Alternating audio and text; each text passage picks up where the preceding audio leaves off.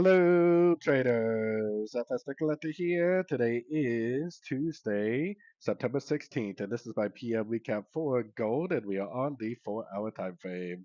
So I wanted to be on the 4-hour time frame just to show you that I definitely still think this is a 1, 2, 3. So even if it does turn down, it's probably just going to make a corrective wave 4, probably similar to this wave 2. Now we have a very large news event tomorrow, and this does have that 3, 4, 5 shape right here, which means that it definitely could go down. It definitely could give us a break of structure, starting a very overlapping pattern that would likely last probably around 10 calendar days for like a wave 4, and then probably back up for at least a wave 5.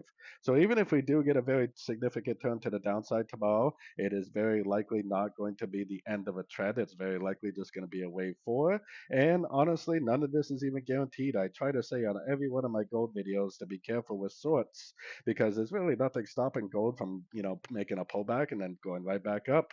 Gold is a very, very, very strong uptrend on every single time frame. So as of right now, I definitely would still be looking for longs in an uptrend.